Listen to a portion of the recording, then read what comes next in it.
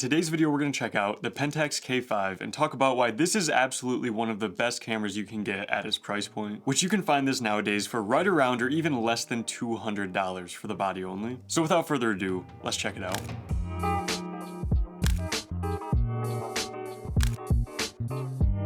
So this is a DSLR camera that was released from Pentax in 2010. And so with this camera, you're getting a 16 megapixel APS-C size sensor with a 1.5 times crop. And so 16 megapixels will give you plenty of resolution, plenty of quality for really anything you might need. And so for the lens mount on this, it's the Pentax K5 lens mount. And now there's definitely a pretty small selection of lenses available for this, especially compared to Nikon, Canon, and Sony lenses. But there's still some really great and definitely affordable lenses available for this.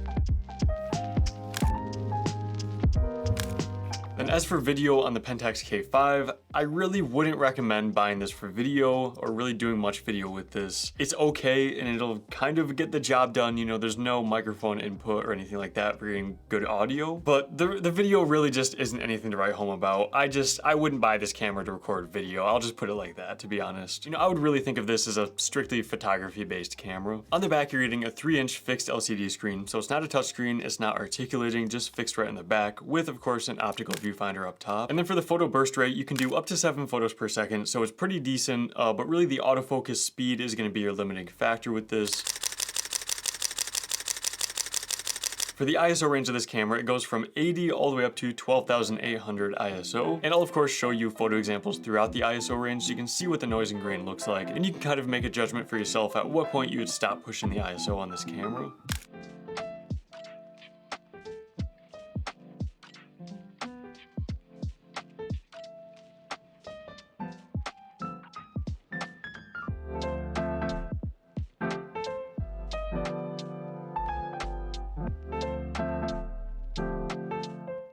Next up, this is a really great standout feature, which I'll get into a little more in a second, but this camera has in-body image stabilization built in. In-body image stabilization is very uncommon for any camera at this price point, and even more uncommon for DSLRs. And then this camera also is weather sealed, and you're really getting a great feeling and great looking body as well. It's definitely bulky and big, and it feels like it would last forever. I mean, this is a well-built body, kind of similar to the Nikon D70-100. This just doesn't really have quite as many bells and whistles as that, I would say. And then for SD card slots, you're getting just one on the side right here, so it's nice having it separate from the battery slot so you can just easily swap the SD cards in and out. And then for the weight of this camera, it comes in at 740 grams, so not at all a light camera. This is pretty bulky, it's definitely gonna have some weight. For me personally, it's not too bad, and I don't really mind carrying something like this around with me, but maybe something I would just keep in mind if you are more concerned about portability and size and weight.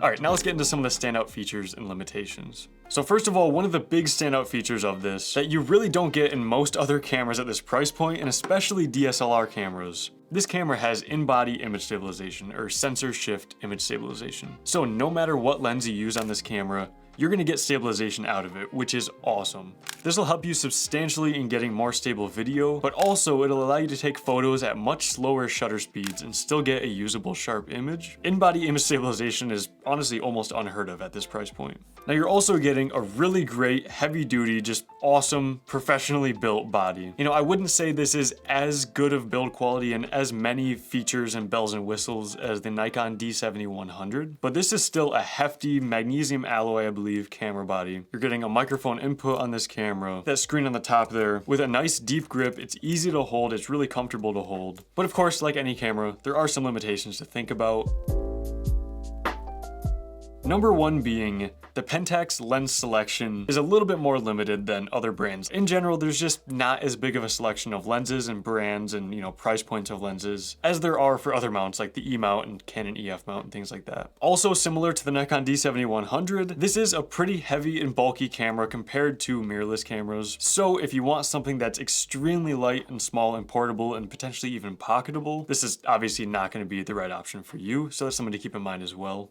Another limitation is, of course, this fixed screen on the back. It's not a touchscreen, and there's no adjustability, no tilting, no fully articulating, nothing like that. Just a fixed screen right in the back of the camera. And lastly, for the limitations with the Pentax K5, I would say in general, this camera just does show its age a little bit. General operation of the camera is just a little more clunky and slow, you know, even compared to other cameras of a similar age or price point. But again, you're getting awesome looking colors, awesome photos out of this. And for photography, for getting great looking photos, maybe just at a little slower of a pace, the Pentax K5 is awesome.